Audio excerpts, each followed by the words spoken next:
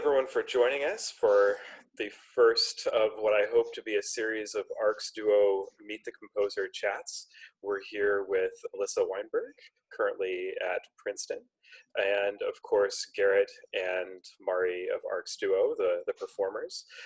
My name is Daniel, and I'm the president of the ARC's Duo Music Association board, and I'll be moderating today.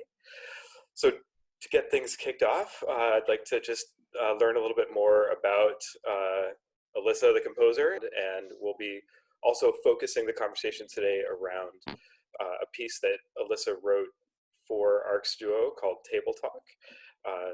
Learn more about the process of that piece's composition, talk about performing it, learning it, performing it, and hopefully have a lively discussion with some percussionists that have joined us today. We'll bring them in a little bit.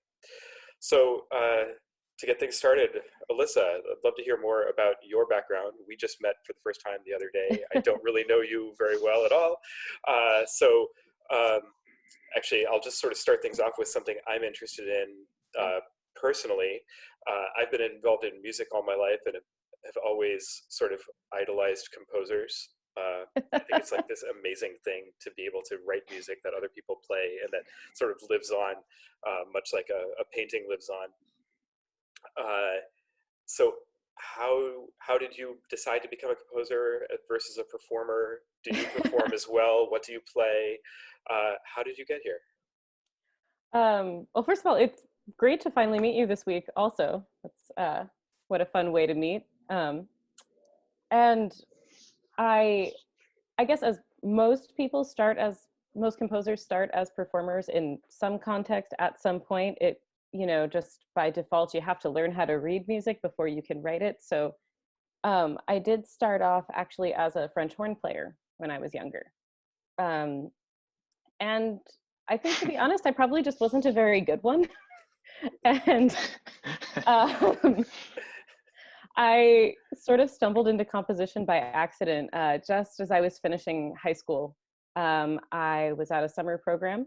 The first time I had gone to a summer festival, I was getting really, really into music and had kind of just woken up one morning, I think maybe junior year of high school, and decided, like, I have to be a musician. This is what I'm doing with my life. Had absolutely no idea what that meant, had no training or understanding of any of it. So I was like, oh, I guess I should go to one of these summer festivals and see what that is.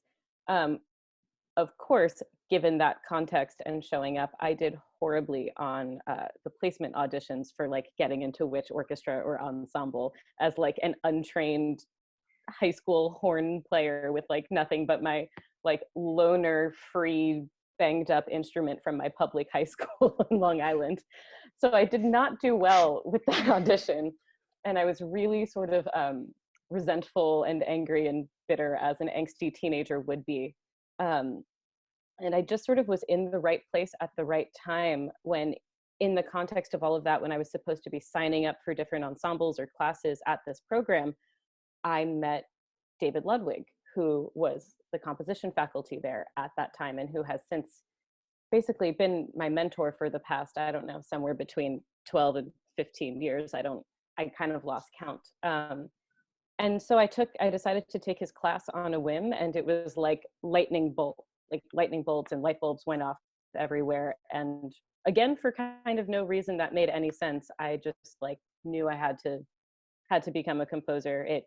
His class completely changed my life, and really his mentorship is the reason I became a composer and stuck with it after all these years. That's awesome. Yeah, so I became a composer by accident, honestly. That's kind of how I became a software engineer too, so it's okay. Percussionist as well, for sure. I mean, you just hit things, clap. Happy hour cheers, by the way. We didn't do that, but this is a happy hour. Cheers. Cheers. I feel like the next question has to be, what's everybody drinking? Right. Yeah. You know? Oh, yeah. We could do that real quick. Absolutely. I'm drinking a Black Raven Trickster IPA, local brewery just around here in Bellevue. It's fantastic. It's delicious. Nice. I'm across the border in Kirkland. No, I've got a hazy IPA from Chainline Brewing in Kirkland. They sponsor my cycling team, so I like how you started that by saying, "I've got the I don't know the hazy blah blah blah." You know exactly. I don't what remember the name of it. Alyssa, what are you drinking? So I have been Oh, that's a fancy very rock. fun cocktails Is that in quarantine. penicillin? No. It's a variant. So my two favorite cocktails are a penicillin and a Negroni. And I think it was last spring, I was in San Diego at a bar, and someone made me basically a hybrid of both of those drinks. I think it's called a mosquito. So this is mezcal, ginger syrup, which I made, which is fun, Campari, and fresh lemon juice. That sounds awesome. You win so far. Very ladylike. Yeah. I like This that. This has been my go-to quarantine drink. I'm gonna need to buy more mezcal soon. See how long this lasts. Nice. I'm still drinking coffee. You know, it's not night earlier yet here. here on the West Coast. You're I'll shaming switch. the rest of us on the West Coast here. No, I will switch to beer in like 30 minutes. Great. Okay, maybe one more topic before we bring everybody else in. How did the three of you meet and get to then ultimately working on collaborating on this piece? Garrett? Sure. We met at Curtis Summerfest, I believe. I'm right about that? Yeah, we were all teaching together. In 2015, I think. That sounds right. Yeah. I believe that was our first year doing Curtis Summerfest as a duo, and I think we met you there, and we talked about collaborating a bunch, and then this project came about the following summer before Curtis Summerfest, where we were doing a couple composers four-hand percussion duo project, basically. We had composer Justin Rito, Nick DiBerardino, and Alyssa all join us at Avaloq Farm Institute, where we had a little cabin with some instruments and a bunch of food, unlimited cookies, at least until the chef took a break.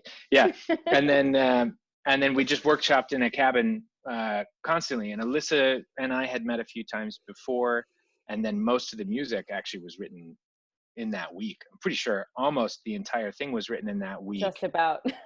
With the exception of a few ideas and sketches that were created before, but nothing was actually written out. And then we created it there. And then there might have been a few edits at Curtis Summerfest, which was about 2 weeks later, where we premiered the piece.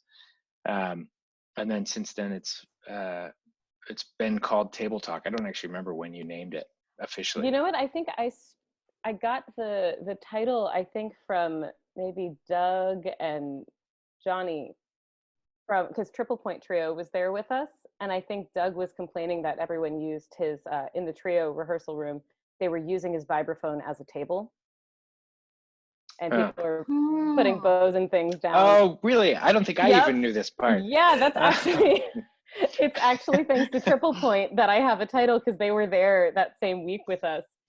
And Triple Point, the two percussionists are Doug Perry and Johnny Allen, just so everybody knows that part. But I'm pretty sure it's like because of Doug that this is called Table Talk. So thanks, Doug.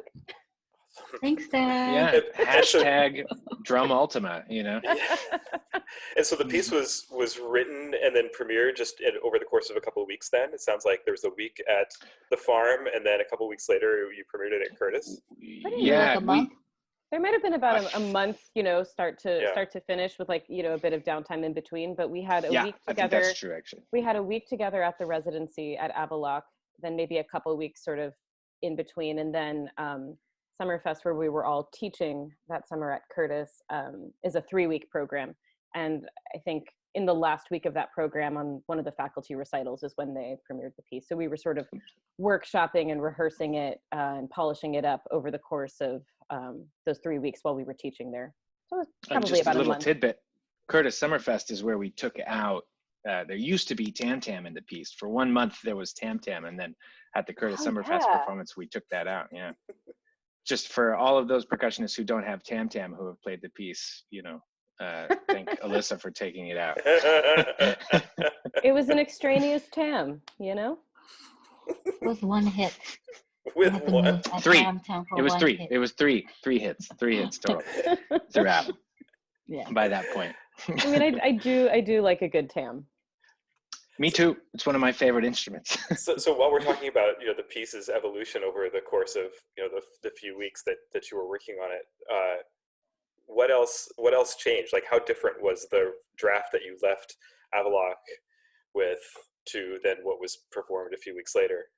Well, by the time we left Avalok, honestly, I feel like it was pretty set. There had maybe been just like a couple small transition elements that just, like filling in the gaps and polishing it up. But over the course of the week that we were at Avalok, things changed like 10 times over day to day. Like that was really sort of just like starting from scratch, sitting down in the lab together. And I came in with sketches or with ideas or with concepts or even ideas for initial instrumentation setups. And we really kind of like built the hybrid instrument together. Like, I think what ultimately was chosen for all the objects to place on the vibraphone, that changed like multiple times a day for almost that entire week, until we kept kind of like going through and trial and error and taking one thing off or being like, no, actually, maybe this wood block would be better over here because it makes sense with this other grouping. And kind of started with all the ideas at once and slowly taking more and more off as we realized what actually was necessary to stay in the piece, like what we needed. So it changed a lot in that very sort of just like collaborative experimental way throughout that week. But by the time I left, I guess, like, other than getting rid of the tam, which I only vaguely remember having gone down, I don't think like very much new music was written or very much changed about it once we left and went to Summerfest. It was really just like edits, like tightening it up, right? Yeah, I think there were. Go ahead, Garrett.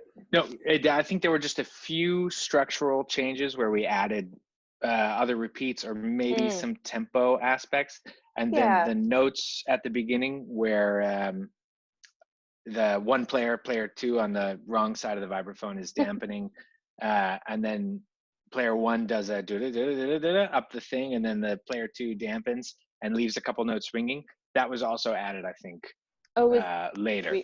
We decided that there. That was fun. I liked that shaping, the selective dampening, and kind of having that fade with the other contours. I love how it brings you into the piece, and you know immediately that this is not going to be this is going to be different. One thing I caught that's sort of interesting is, you when I think about composition, again, not being a composer though, I think about instrument selection and orchestration and that sort of structure of a piece. But it sounds like an important part of the composition of this piece was actually placement and logistics of creating a composite instrument.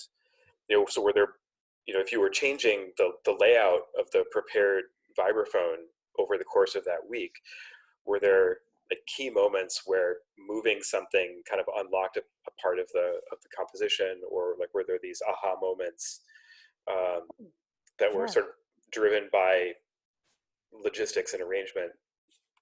Totally. And I think that happens all the time for me, at least like the kind of process that I gravitate towards and the kinds of sound worlds that I'm usually interested in exploring, whether or not it's percussion or some sort of hybrid collaborative thing. That those sorts of surprise sonic discoveries are frequent and one of my favorite things about being a composer, honestly. They're kind of what I live for. And I think, like, it's not so much that logistics itself drove the choices, but just as we're making considerations and thinking, oh, what if we put this here? Or what if we have a parallel sort of paper stack? And we start to just see, like, can the can fit between these? Oh no, it needs to be, somewhere where there's a larger space or something like that. We would notice things like, oh, you get like a sympathetic rattle, or oh, because it's on this paper stack, everything is sort of ringing together, or oh, as an unintended byproduct of the fact that we put a bunch of objects on a paper stack on this register, when you hit the bar itself, it totally changes the quality of that sound in a way that was surprising. So some of it is logistics, and some of it is just, oh, I wonder what this sounds like. and everything is sort of just trial and error until you find that like magical sound. You're like, oh, that is cool, let's keep that one. And you just sort of find more and more of those moments and lock those in as you go along, just sort of moving everything around until it's like time to step back from the thing. Alyssa's really open-minded and adjustable. Well, I'm interested too in, you know, things that work well. Like, I don't really have much interest in being a composer that writes music that no one can play, or that no one wants to play, or that is acoustically not possible. So I think you know more than a lot of composers about like what players want to feel on stage, or how we want to build our tension and release, and how audience wants to feel as an audience. I think you do such great jobs. That's why a lot of people want to play this piece, and we keep playing this piece. And I think that was a great success, and you do that in other pieces that you compose. Structure is a skill for sure. Cool. Well, should we bring in everyone else? Yeah. Let other people ask some questions. Yeah, awesome. All right, same thing, left to right. Matthew, do you want to introduce yourself? Hi, I'm Matthew Leo. I'm a senior percussion / music ed major at Vanderbilt, currently in Nashville. I was hoping to play Table Talk in my senior recital. I've been working on it for a while, and I've played it a few times. Started it with Garrett and Mari at Curtis Summerfest one year, and Alyssa came and coached us a few times. So I've been with this piece a lot, and I love it. Awesome. Let's see. Next in my list is Emily Strachan. Hi, I'm Emily. I'm Arcs Music Association's general manager, and I am drinking some whiskey. Ooh, cheers. Excellent. I'm drinking. Matthew missed his drink. What do you got? Drinking a Tennessee Brewworks Blonde Ale with a Jeff Goldblum koozie. Ooh. Yes. Get local.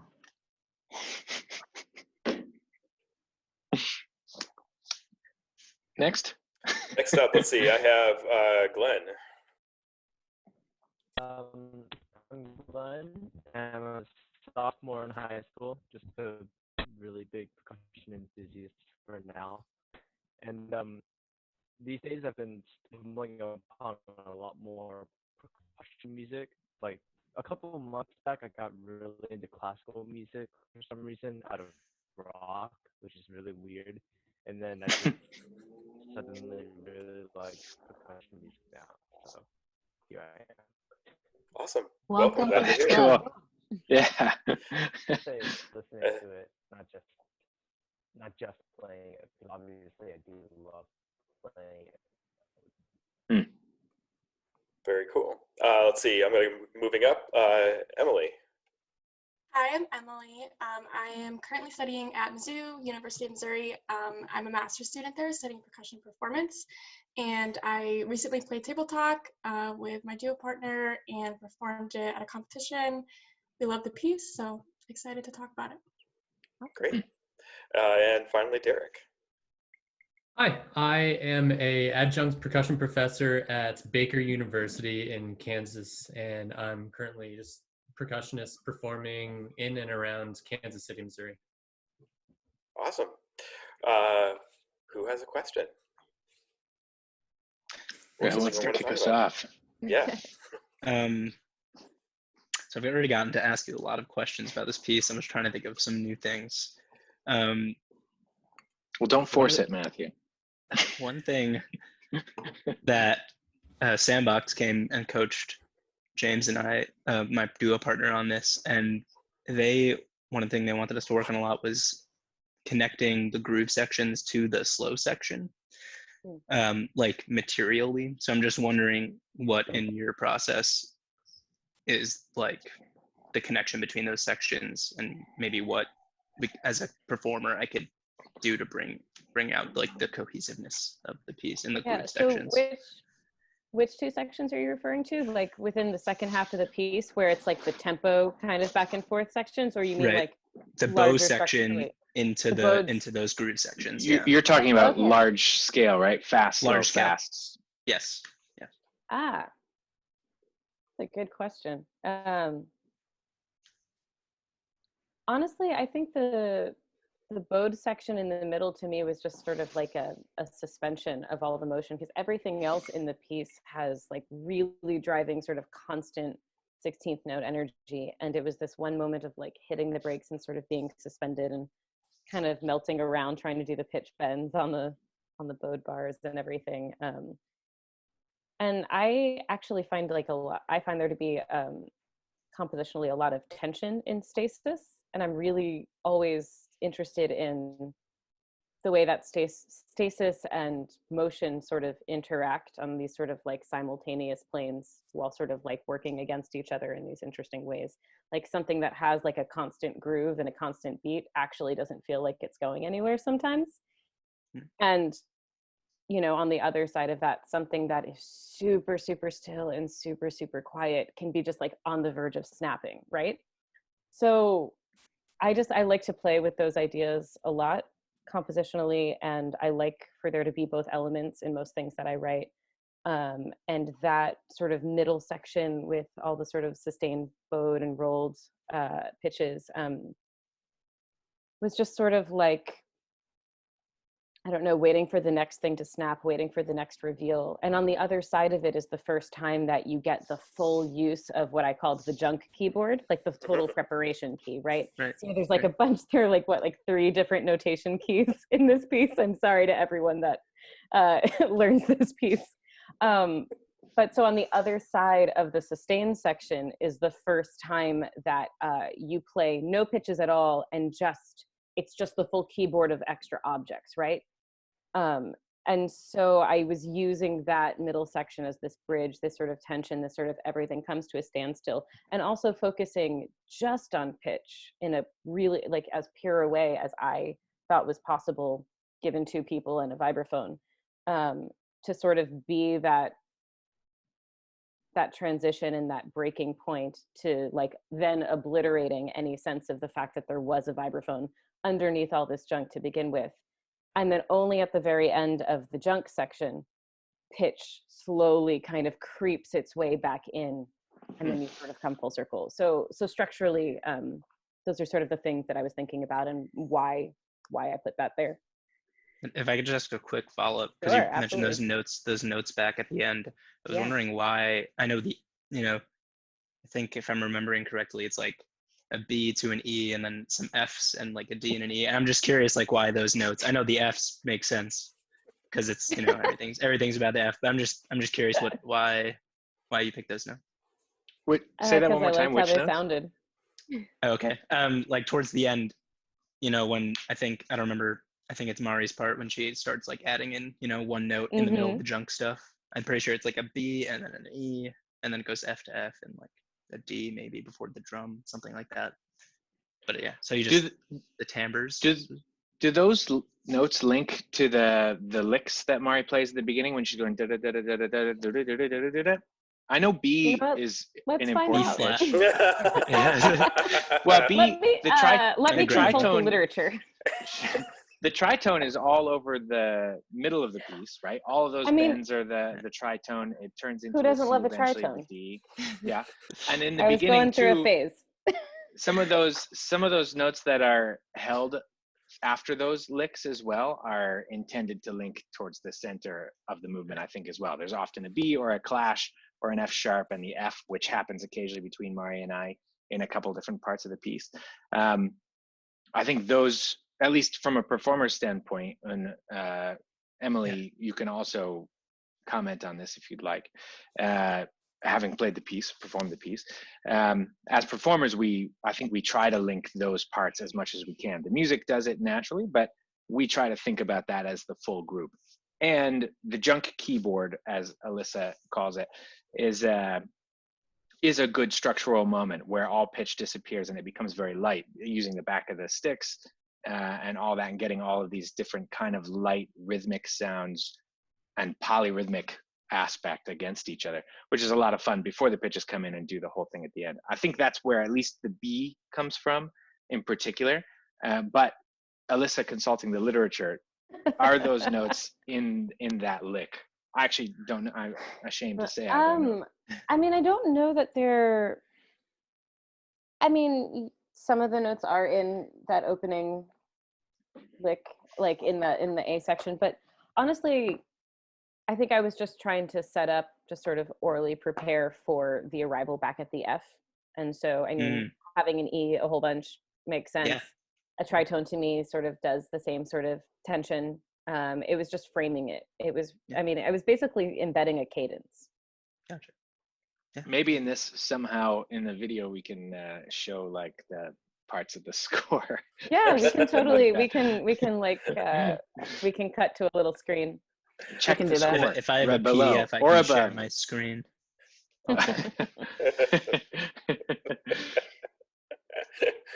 I also liked the consulting the literature, and then Alyssa, you just sort of tossed the literature aside. Yeah. You know. Is that your printed score? I haven't seen the printed score. Oh, well, like I did literally just toss it. So 1 second. Where for a plug, where can people get this? On my Beautiful looking website. score. Anyone that wants this beautiful green bound score, get this or just the PDF. You can order the score or any of my other music at weinbergmusic.com. Awesome. There we go. Advertising. That's right. Yeah. Yeah, let's do this like 5 more times during this session. Let's throw it in there. Yep. Anybody want to throw in live hashtags? That's cool too. You know, it's not a big deal. We'll be trending so hard by the end of this. Real quick. You should call this discussion a table talk. Sorry, Glenn. Say that one more time. Sorry. So whenever I listen to like pieces, often I like to think about like whether or how I would do it if I was playing it, because it just helps me listen to a piece and appreciate it more. Mm-hmm. And to me, this piece just reminded me a lot of variations on Japanese children's songs, just in that like that very contrast, big contrast of characters between like the very the sections with the junk and the sections with the vibraphone. And I was just wondering, approach creating such a composition, like, because to me, I mean, at least with classical music, there are certain rules, and especially with modern music, it's just a very set chord that most people follow. But like, especially with this kind of music, how do you think of those characters in the very beginning? Like, do you start off with a concept, or do you start off with just hitting the vibraphone? Like, I think the question. Hitting the vibraphone is a good way to start. I haven't read down the rule book right now, nobody's. Yeah. So you were breaking up a little. I think I heard most of what you were asking. Were you just asking about like thinking about different characters when I set out to write? Kind of like the way you approach writing such a piece in the very beginning, and maybe also. When I write a piece, I do actually normally think really abstractly, and I do kind of think about a narrative in the abstract sense. This is true with almost everything that I write, and wasn't very different with this. As I mentioned, I started out as a French horn player, and I don't know how many of you have ever tried to play a horn, but it's not the most useful compositional tool.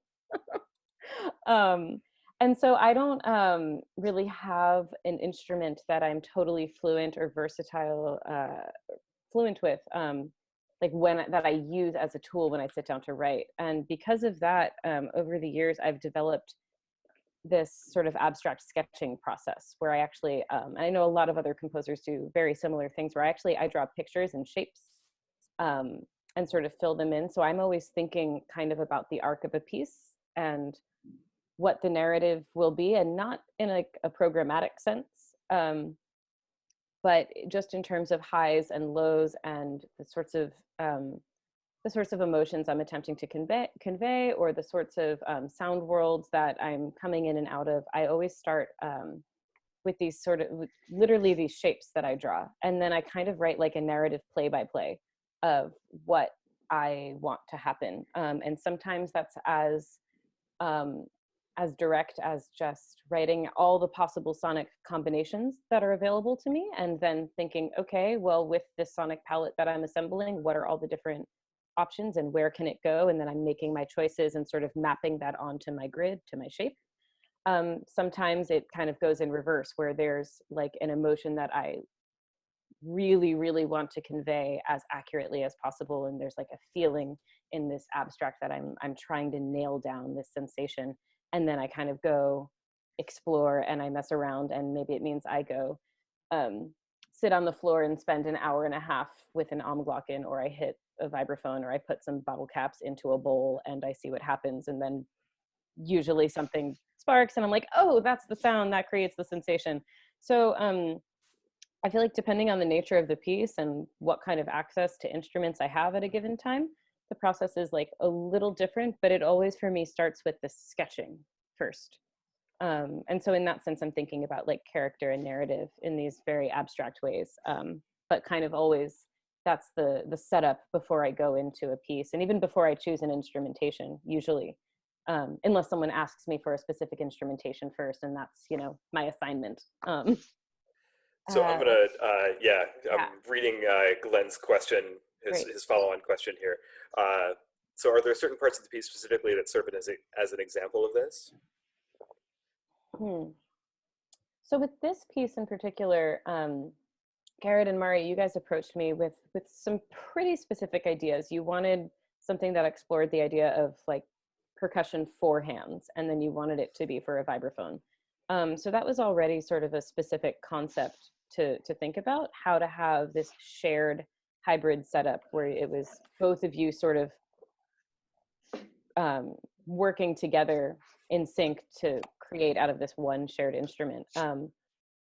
So, I mean, that was sort of the main thing with this piece, was thinking about the different ways that sharing, like different aspects of sharing and working together, to kind of like draw all the different sort of facets of sound. Like this piece was really much more of a conceptual piece, and much more of sort of like a specific sonic exploration of the vibraphone itself, maybe more so than a lot of my other pieces that maybe have a few other extra musical associations that that inspired or connect to it. But like this one wound up being, and then with the idea to prepare it and to put all these objects on it, I really just sort of dove into like, how many different ways can we manipulate the sound of the vibraphone itself with or without preparation? So the start of the piece being, I think, the best example of that, where one player has to dampen the bar in really specific contours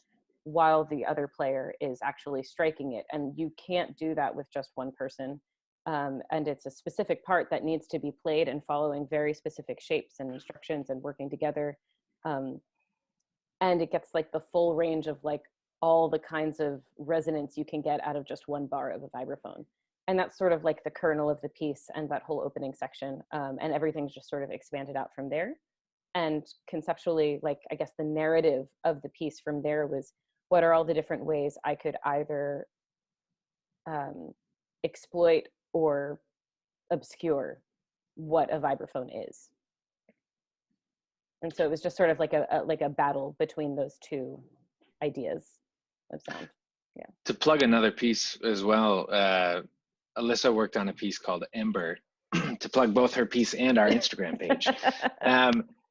She was working on another piece called Ember, which Mari and I have not been able to perform yet, but she came to Kansas City to work with us on it. And she did start by sketching it out on a chalkboard, actually, in different colors. Oh, yeah, with shapes and shadings. I'm pretty sure we have that picture on our Instagram page somewhere. It's got to be somewhere on the internet. If you wanted to actually see an example of what she did, we sketched out the piece itself, or the version of the piece that's out in the world at the moment is 5 or 6 minutes long. right? And as a portion of that entire sketch, which is Mm-hmm. was an imagination of possibly 20 minutes of this kind of music. Mm-hmm. So large scale form with shapes and colors and shading, because we happen to have a bunch of different colored chalk in our studio, which was great. So if you want to check it out, Arcs Duo on Instagram. When is that from? When is that from? That's from the last piece. summer. Well, I think the piece was released last summer, a little bit before, but we were working on it when we were still living in Kansas City. So it would have been spring of 2018, 18? I think. Wow, I think you're right. Yeah. Yeah, it's right before we moved to Seattle. So Mm-hmm. that's when that was. Yeah, but I think I finished the piece, and there's also a quartet version of it now too. I finished both of those about a year ago. Yeah. That piece similarly explores a lot of the percussion sound world, and with great structure in terms of something that Alyssa is. What are you looking at? Matthew find it. Oh, is that the sketch? Get it Awesome. just a little bit closer. Yeah, that's the chalk sketch that we made. Just for those, Awesome. if you want to see it better than on Matthew's phone, check out Instagram. But it's on. We have confirmed it is on Instagram. From March 24th, 2018. All Hard right, to thank you, find. Matthew. Okay. Yeah, that piece explores a lot of percussion sounds and a lot of structural aspects in terms of fast and slow, or high sounds versus low sounds, sustains, scratchies, a lot of different sorts of stuff, and avoids a lot of pitch. It focuses on a few individual pitches more so than any melodic aspect, similar a little bit to Table Talk in that regard, which I think is very cool. It's worth checking out for sure. They can buy that too, right, Alyssa? Okay. I don't. Get your wallets out. No, just the quartet version is available to order. I don't think the duo version is like published yet. Sure. But email me if you're like dying to see it anyway.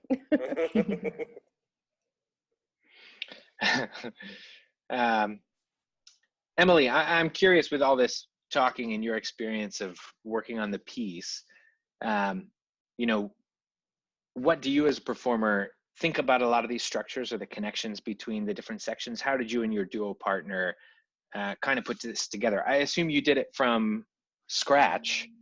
Yes. As well, not with Alyssa or us like Matthew. Right. But so I'm curious, as from our perspective of having put it together while Alyssa was writing it, what is it like playing it outside of that context? What is it like getting the music and working on the piece? Yeah, I think it kind of, probably this was intentional, but the experience kind of unfolds as it goes, I think. So, I mean, we took it in chunks, obviously, but I mean, I don't think we ever really intended to understand or I don't think we understood the complexity of it until we were really in it. So that's kind of when a lot of the shapes were coming out.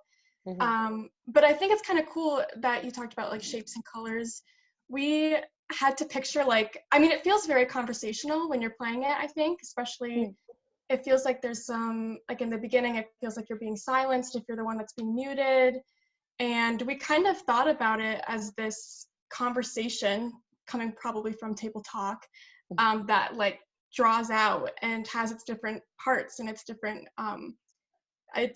different conversation, or I guess it's different arguments, it's different heights, and it's different lows. So I'm wondering if you ever, I know you said it's not super programmatic when you're thinking about the linear shape of your compositions, but I'm wondering if you had any thoughts as to the more conversational aspects of it. Yeah, I mean, like not in any specific ways, but just in general, thinking about those combined ways of interacting, whether it's through like composite rhythms and textures or hockets, or like literal preparations where one person bends or mutes as the other one plays. Yeah, I think just like the idea of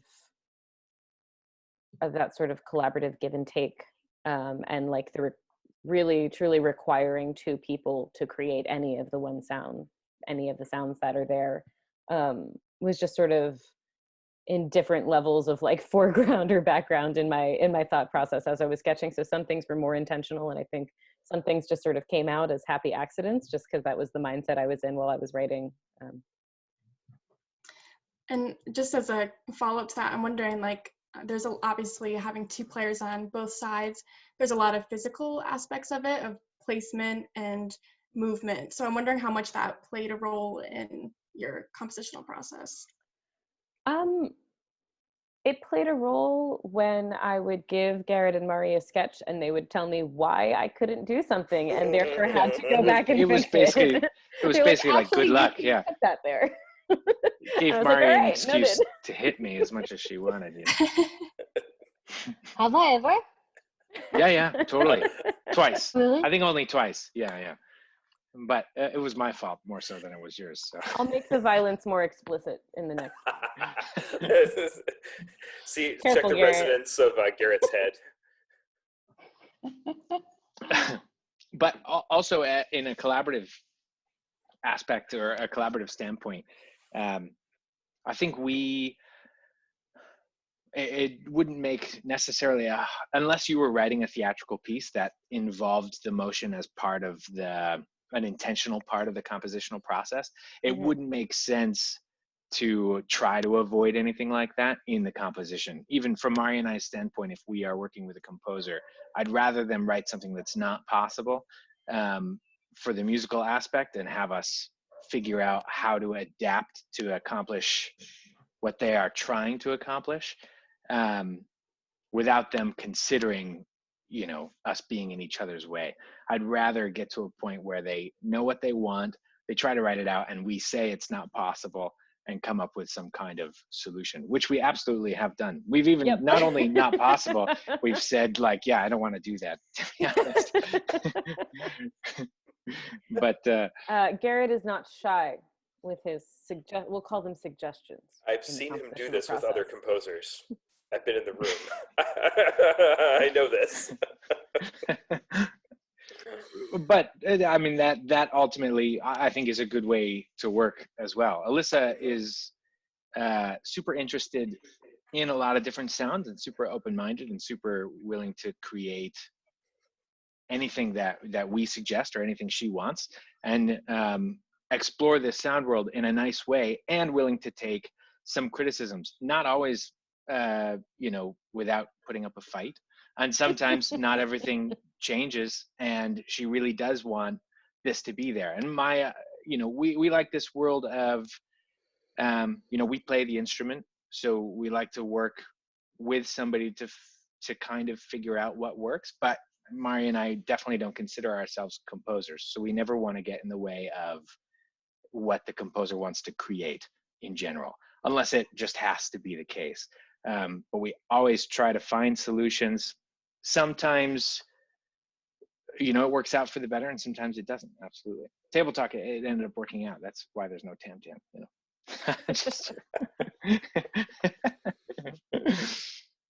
Mari, I'm curious what you think about that aspect, what your experience was with the process, if you remember much about the Avaloq experience. I think the reason for the instrumentation is, when you have a composer that you want to work with, the first conversation is, so which instrument should we write the piece for, right? Otherwise, you never know. It's going to be like, okay, we're going to need 2 sets of timpani, 2 chimes, xylophone, glog, all the keyboards you can get, and any toys that you have. And you'll never play that piece again. We wanted a piece that we're going to be playing a lot so that the piece would live, right? So I think the reason that we started this 4 hands commission is so that we need minimal amount of instruments, and the toys that we put on the vibraphone is we can carry it in suitcase or backpack. That's why the piece became with small junks, right? So I think that's we really like that idea of, start with something practical, but it challenges the composer, and Alyssa really took it seriously. And that's why we left the Tam Tam out.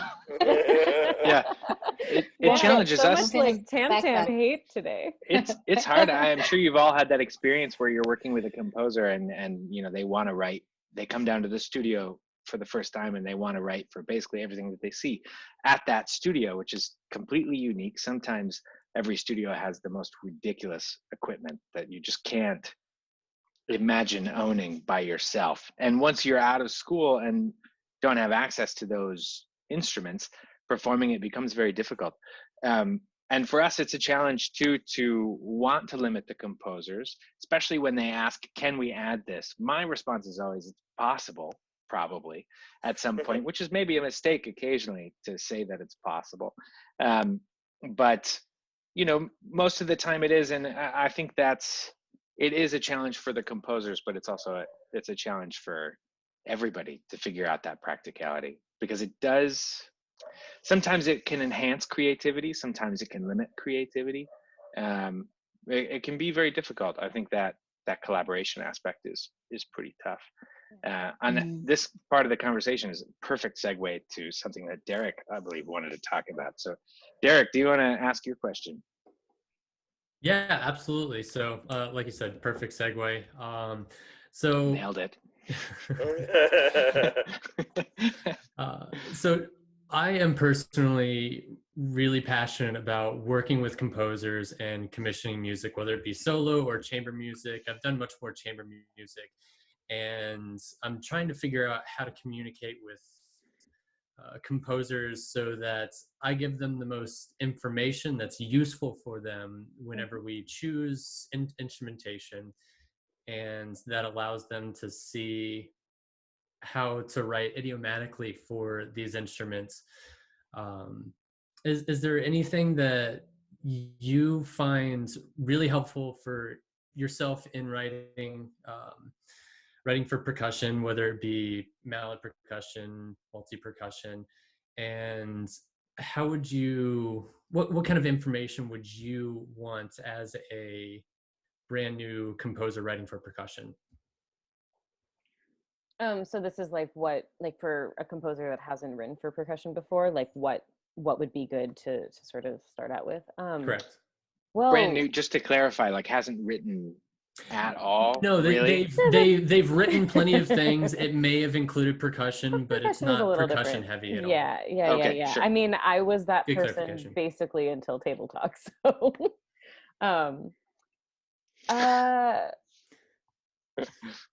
let's see. Well, There I he mean, is. I personally, I like to have creative constraints. I think that like giving like a really fixed instrumentation, or at least parameters, if not like the instruments themselves, like a really tight concept or set of like practical logistical parameters, to me, that's actually kind of liberating. Because I mean, with anything, this is true, but with percussion, it's like tenfold. You know, it's anything like staring at the blank page when you sit down and no one gives you anything at all that you have to do. It's paralyzing. It's debilitating. I need to be told this is due on April 15th and it's a quartet and it has to be 7 minutes long. Like if I don't have that information, I'm pretty sure I won't write a note. Because it's overwhelming how many different possibilities you could write anything in the world.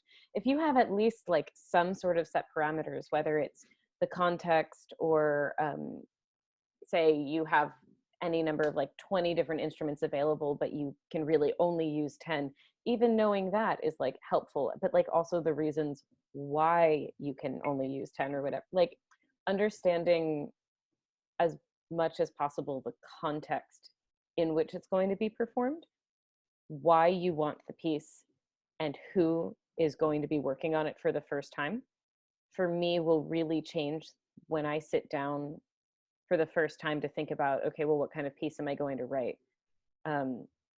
All of those things really significantly influence why I choose one kind of piece over another. Even if it's just like one person versus another person asking me for all the same parameters, I'll probably come up with a different idea for why I'm choosing that piece. I tend to want to picture really specific contexts in that way. Yeah. I don't know, was that Yeah, yeah, no, I mean that makes a lot of sense. It's and of course every composer is going to be different. yeah. One of the interesting things that I think you brought up was timbres. Mhm. And do you always try to work with work with percussionists to collect the timbres as a group, or do you prefer? I know you did that with Table Talk, but have you done that with other pieces? Uh, what do you mean by like collect the timbres as a group? Like, can you So just elaborate a little so bit? with Table Talk, you Mhm. had a collection of timbres. You had vibraphone and then a bunch of toys to set on top of the instruments and how Mhm. they interact with the vibraphone. Obviously, that's something that is really dependent on collaboration and figuring it out hands-on. Mhm. But when you don't have that ability to have hands-on work with the composer, um, how might you approach working with timbres as a composer with percussion? Well, if I don't have someone to demo it for me, I try to get my hands on some gear and figure it out myself. Um, or I have a concept and I start texting all my friends, hey, who has this junk lying around? Can you make a quick iPhone recording for me and send it to me? And this is true not just of my percussion writing, this is across the board. I've got a couple very, very close string player friends of mine who, when I'm approaching a deadline, if I'm writing a string quartet, they're getting like, I don't know, piles of messages from me a day, just like with little screenshots of little snippets of sketches being like, okay, can you do this like these 7 different ways? If you have like 5 minutes, can you just make me a quick iPhone recording? I just need to hear if like the overtone does the thing I think it's going to do.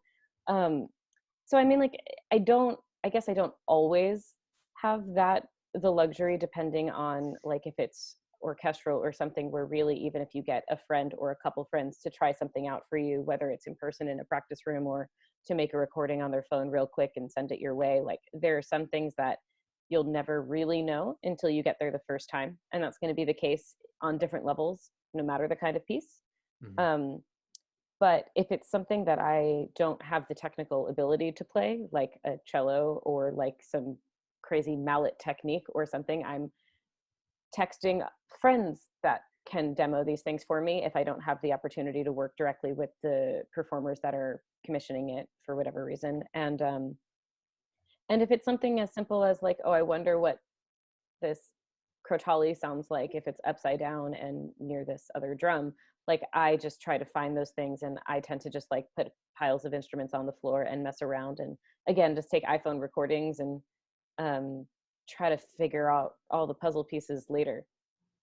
So yeah, it's usually quite hands-on for me. I need to hear things kind of in a lot of different stages throughout the process. Also because my music is pretty abstract in the conventional sense and not as like traditionally pitch based. You know, it's not just Mm-hmm. about like a melody or a groove or accompaniment. It's usually about the sound world itself and how I'm shaping that.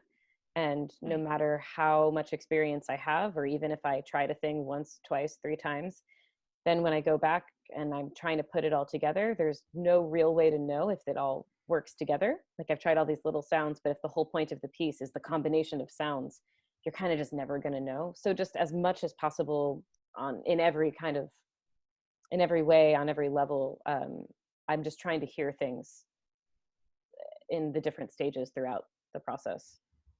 And it's a luxury when I can just go to a studio for a week and have a residency and just have the performers right there, because they can do it all for me and I can sit there and take notes. But if not, I just try to get my hands on stuff myself. Yeah, like performing monkeys, kind of. We are, we just sort of we're there for your pleasure. This sounds Or like like a so much model, fun. like change the angle and sit there and do this. Yeah. You're just waiting for directions and trying different things. Don't complain though. It means that you get a piece that actually sounds good. Yeah, no, Oh, absolutely. no. I We think enjoy I it. think being with the composer is absolutely necessary, and I do find that you do that as often as you can, which is cool. Mhm. We've even found you a snare drum and some stuff in New York. I took Yeah. it on a dolly. Oh through, man, we all lived down that hill in Harlem. That's right. yeah, for you to mess around with. That was pretty That was fun. great. That was great, and I hope you returned it to whoever you did. got it from. Yeah. Other Mari. Yeah. So Emily Strachan had a question. Why don't we? Yeah, I did. Wow. Moderators doing something. I know, it's amazing. My question was geared towards young composers. Do you have any tips or recommendations or maybe skills to start early? You know, now that you're an established composer and you can look back on how you started. You mean like about writing for percussion or just general? Just in general. Oh gosh. So many things. I don't know. Does anybody have a specific question too towards that to help guide Alyssa? Like, is anybody curious? I'll pile on a little bit, right? Sure. And maybe tips or skills for young composers, or maybe not as young composers. I still have people ask me all the time, like, why did you not go into composition? That isn't because they were seeing any particular skill in composition in me, just because I love music so much and I'm always geeking out about interesting things I've heard and stuff.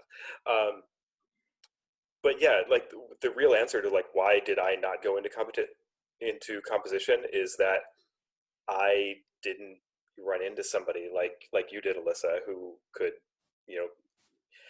become the mentor and sort of show me the way, right? Who knows if I would be good or not,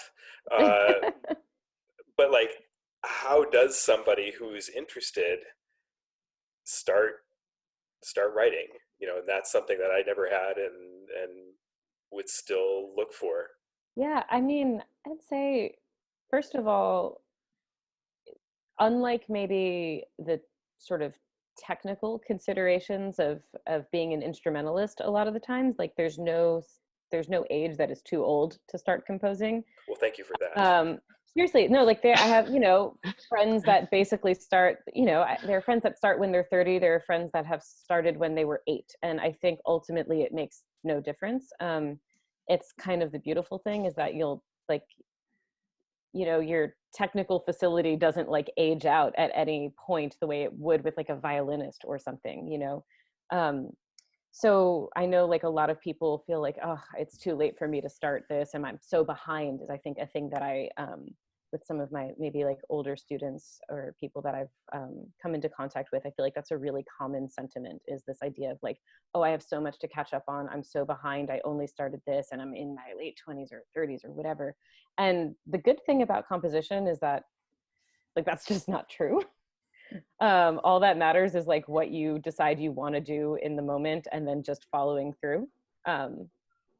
And I'd say if you've got a crazy idea, just try it. And the best way to try it is to just find whatever performer friends you can that are willing to test things out for you, and they're going to be your best teachers, like more than a composition lesson or some formal school. I mean, there's obviously a lot to gain from formally studying composition, but I think even throughout all of my formal studies, at least half of what I actually learned about really writing idiomatically for instruments and unlocking were actually just from my performer colleagues. So you can learn the most by studying the music that you love and by asking friends that can play instruments, hey, how did you do that? Or what if you try this? And like kind of just armed with those two tools, like go for it. Yeah, use those to explore sound. Exactly. Matthew, were you going to add something to that? I saw you unmute for a second. Yeah, I was just going to like focus that question in one other direction, which is specifically for percussion. What's the hardest thing that you find about writing for percussion, other than like not necessarily being able to try everything immediately? I don't know, like notation I know is huge for some composers, or I don't know, voicing. Well, I think this is the thing that's probably very challenging about it. I think happens to be one of my favorite things about it, just because of the way I like to explore sound. But the fact that it's not sort of predefined for you in the way that, say, writing a string quartet would be, or writing a piano piece would be, or writing an orchestra piece would be. It's much more open-ended. and there's almost this expectation of something new because it doesn't have the sort of history and rep sort of codified in the same way as most other subsets of our world. So the thing that I find most liberating about it is also the thing that definitely I will say, as exciting as it is for me every time I'm writing these pieces, when I sit down and start properly notating a score for the first time, it is that notation key is a nightmare. And it's like, you'd think I'd learn my lesson each time. And I feel like each time I write a new percussion piece these days, I just like, oh, I've made it even more complicated for myself, didn't I? Why can't I just write a marimba piece? That would be so nice, so easy to write a piece for like one instrument, where it's like the note is that note. We know how to write it on a piece of scrap and paper. no extended techniques. Right. So I think the problem is the sort of like endless, like multi-layered process of extended technique and preparation that is so, that's so almost organic for me with writing for percussion. But that has its challenges when you're trying to put it down in a practical sense that is coherent and makes sense and is actually the most concise way to like give that information over to someone else to then interpret and read and understand. Because there can be a big disconnect between when you're trying things out and when you're sort of like messing with preparations or testing out techniques and playing around and documenting your sounds, then like actually figuring out how that needs to look on paper so that someone who wasn't in that room with you actually knows what you were doing, because there isn't necessarily a tradition of any of the techniques you've been using before. Or sometimes there are multiple different traditions that could imply those same techniques, and you have to figure out what hybrid or which one to choose and why, what implications that might have, how someone might read into the notation choice. I tell this to all my composition students, is that notation is just psychology. There are so many different ways to technically write the same thing in so many different contexts, but it's about the psychology of your choices and what you're going to make a performer assume or interpret or respond to based on how you chose to write it. Even just the difference between like adjusting the tempo marking and having something all in half notes versus all in quarter notes versus all in eighth notes, and you adjust the tempo accordingly, and it's all technically on paper the exact same thing. There are psychological implications when you look at it. It looks different. Like an eighth note, if you see a passage all in running eighth notes, it'll look different to you than a passage all in running half notes, even if that metronome mark makes it so that it's technically the same thing if like a MIDI file would play it back to you, right? So it's psychology, and I think it's definitely much more complicated psychology to work out with percussion music than with other instruments. So how often do you painstakingly work out the notation key, and then you get into writing a piece and then realize, no, the psychology of how this is actually coming out on page means that you want to redo the notation key? And I'm also to direct that question as well. I'm curious in regards to that, even though we were part of that process of figuring out how to write for Table Talk. I'm curious, Mari and I are absolutely not a like this is the right way kind of people. We're much more this works for us for now in general. Yeah. I'm curious, going back, and Emily and Matthew having played or worked on the piece, having the notations be exactly the same, but having the scales be reversed, right? Which makes sense for one person being on the back side of the marimba or the vibraphone. I get those instruments mixed up all the time. Back side of the vibraphone and the front side of the vibraphone, having it be opposites. And even, I'm not sure if the score is corrected. It might still include a tam-tam, I feel like, actually, as the lowest note. It could. And you should take a look at the, what was it called? I have one of the oldest versions from 2 years ago, and there's no tam-tam. You're lying. I think Garrett's just trying to look for excuses to buy tam-tams. And he's going to start saying Omglocken. Like there's an Omglocken in there, right? Because, well, I've been saying Omglocken for a long time. Yeah, I know you have. But I'm curious, even in the experience of Table Talk, if you look back at the score, obviously you've done different things since then, some that are simpler, not necessarily two people on reverse side, but that decision we discussed forever. Should we write it backwards so it's still left to right, low to high for the person on the wrong side of the instrument, which they wouldn't be reading the notes that way, of course, as well, even within that piece. We ultimately decided to keep the left to right thing the same, right? So that's why the key is an inverse, right? So that it just makes sense with your hands. Yeah. So with other pieces, have you come across that, or with Table Talk, come across situations where you wrote it out and then later came up with a better psychological way to write it? Not necessarily like entirely after the fact, like definitely like in sketches or in drafts, I'll give a first draft to someone and then realize like, wow, this is too complicated, or this isn't right. And then I kind of have to go back to the drawing board and renotate everything, which sucks. Interestingly enough, like I guess I haven't done this with a percussion piece, but there are a couple pieces with string writing in the past year and a half, where there's a technique that I've now written out 2 or maybe even 3 entirely different ways, all trying to figure out the best way psychologically to get someone to do what I want them to without having to be there in the room and explain it.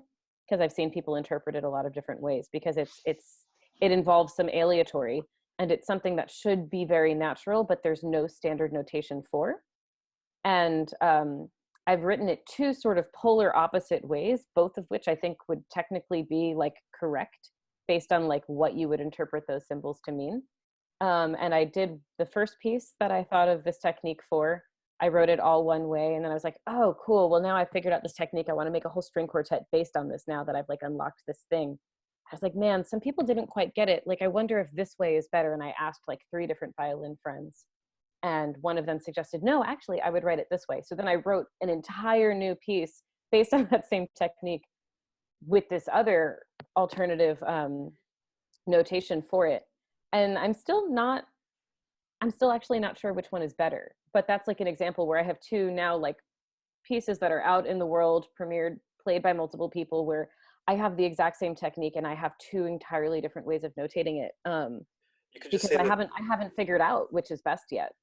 You could consider the part of the aleatory being the interpretation of the notation. Yeah. So I mean, I would love it if there was some some way, some authoritative way to just tell me, like, I don't care who it comes from, to be like, this will get the best results. I would happily go renotate all of my scores, but I think it's just going to be more trial and error, and I'm just going to have to like let those pieces live for a bit longer and see what happens, see if more people respond. It always depends on the people too. I mean, there's a lot of things that even if it's just written for marimba and it's some kind of polyrhythm in some fashion, Mari and I will, if we're working with a composer, I'll tell the composer that I think it should be written this way because this makes more sense to me, but Mari will, we'll ask Mari without telling her my opinion, and she'll pick the opposite direction for sure. It completely depends. Yeah. There's just no right way. It's just really difficult. So you just have to choose. You just have to choose and then decide to stick with it. So I'm not going to renotate Table Talk. So that just is what it is. Any requests for renotation of Table Talk? Or no. This could turn into a roast session real quick. Matthew, yes. There was I just had one question that also came up a few times in like master classes, people critiquing like the sound quality of each instrument. It's hard, all of them like literally physically on different planes, the bowl and the crotale and wooden plank and all this stuff. So I'm just wondering, I know obviously the junk, you're expecting / wanting some degree of like trashiness, how much should I try to get like good sounds out of everything? Because now that I've been playing for like so long, I'm like, there's always stuff to do. So trying to get like the best sounds possible, like literally changing my stroke Mm-hmm. an inch away, it's hard. I'm just wondering if that's actually what you want, or if you kind of want it to all be like, you know. Well, I mean, Out of curiosity, if we can, before we discuss that, Matthew, can you define what you mean by good sounds? Like how are you? Yeah, If I we're mean, trying, I'm defining good sound as like in an orchestral setting, I have just the instrument and I'm gonna play it once, like, you know, like the right angle of the bowl, or like specifically the one issue that has been like causing some trouble is the crotales, you know, trying to fasten everything down.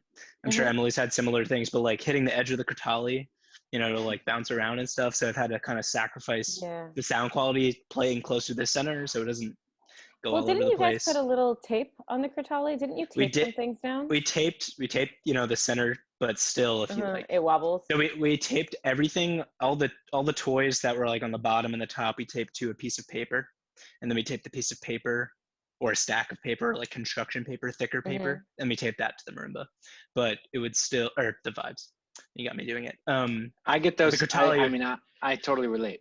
It's literally just your fault. And the crotale would still tip. So I'm just wondering, like, you know, how pristine you want the sound versus like if you're trying to go for a, you know, I mean, a messier sound.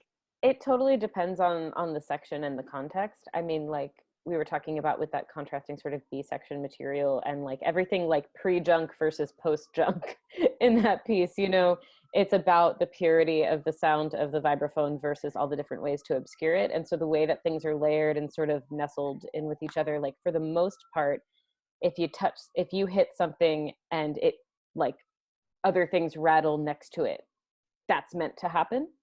If it's like, here is this one note, we're playing this, like the B's, like that sustained section for a while, like that's supposed to be a very pure, very like vibraphone sound. I think it just sort of depends, and ultimately like you can choose which sounds you like.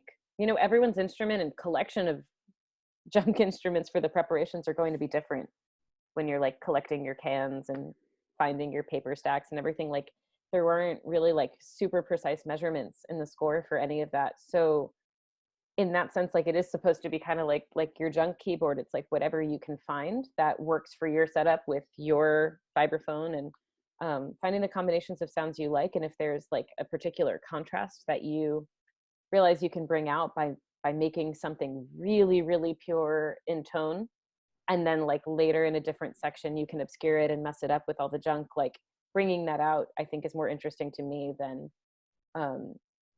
making some sort of absolute rule about any one instrument and its tone in some sort of like rigid way for the piece as a rule. One time we had to improvise with the instruments that we're going to use on the microphone. Yeah. Well, in Vancouver, our car got broken into, and we lost all the shakers, all the toys. We found them next day. It was in like garbage place because probably the person who broke it opened the bag and a bunch of shakers. Oh, I don't need these. I was like, right? What is this? Can't sell this stuff. Yeah, so we found them next day, but for the concert day, we didn't have them. We had another bag of different instruments, and also my husband was coming to see the show, so I told him, you know, can you just bring a bunch of instruments from my home? Whatever's in Mari's garage. Yeah, so at the show, you know, we made it to kind of like activity with the audience. We had somebody come on to stage and you want to choose something, and we're going to just use whatever you choose. So we use like triangle instead of crotale, we use shakers instead of can, you know. And yeah, it didn't sound like the table talk that we're used to, but you know, it was fun and it was different. And I think, yeah, the one thing about having video out there is that I don't want young percussionists to think this is the right way, this is the one way to do this piece. You know, I think there's always interpretation room, and players should create their own version of it. And I think this piece can do that. With that in mind, I am curious, Emily, do you want to talk about what you used for your thing? I assume it was different from the video, or I hope it was, though I won't count you down if it wasn't. Yeah, I'll briefly answer that. Well, I was just gonna say that was the coolest part I thought about this piece, was just that you could make it personal. So that was really cool. We had a lot of fun picking things out. I think a lot of the things we pretty much adhered to what it was said on the score. I think at one point we needed like a metal sheet or something, and we didn't have it, so we crushed a Starbucks coffee can. Oh, nice. One of That's those great. double shot. And we actually liked the sound, so we kept it for the performance. So it was That's really awesome. cool. Yeah, that was like a really fun little scavenger hunt. So That's so Yeah, awesome. that's the best. There's definitely times where I've forgotten the tin can, Coke can, or LaCroix can, or Yes. whatever, and I went digging through the recycling to find something. we did that you know? too. Yeah. Yeah, totally. Well, and some of the junk that I've seen Garrett and Mari use has been the same like cans that have been used over time, and they get more and more dented. Yeah. The sound has changed just a little bit. And Actually, so they sound better. Glenn's question, they sound the dents are by design. Is that what you're saying? Yeah. Glenn's question was he was curious about wanting to try the piece out eventually and some technique changes or adjusting for the junk. And it sounds like this is really a part of what makes the piece fun and unique is that it can be very personal. Yeah, don't give up playing the piece because you don't have two tempo balls. Yeah, just use something else that's resonant. Yeah, I Right, will. Matthew? All of the instruments, all the junk preparations are basically like in different kinds of sound based on how they ring. So more so than thinking about especially like when I was notating and writing all of the specific notes in the score for the piece, more so than thinking, oh, I want this tempo bowl here. It was just, oh, I need one of the high sustains here, and I need a shorter sound here, and I need a trashy sound here, and I need a hollow sound here. And so as much as you can approximate like the function of each of those sounds, if you have something that can ring out and be a resonant metal, like find something that works to replace what that role was, and then also that works well within like the texture that you have built for your own setup, and make like that as a balanced whole with all of the instruments that you've chosen. It's about like hitting all those marks more so than a specific object. Very cool. Yeah. Awesome. This has been a fantastic conversation, and before anybody leaves, I just want to thank Garrett and Mari and Alyssa, of course, for spending the time with us this afternoon, and of course, everyone else for dialing in, joining us, and asking really good questions. So this has been a lot of fun. All right, we should let Alyssa go. Thanks, then. Alyssa. Yeah, thanks guys. Thanks you, everyone Thank for you. participating. This is fantastic. Thank you so much.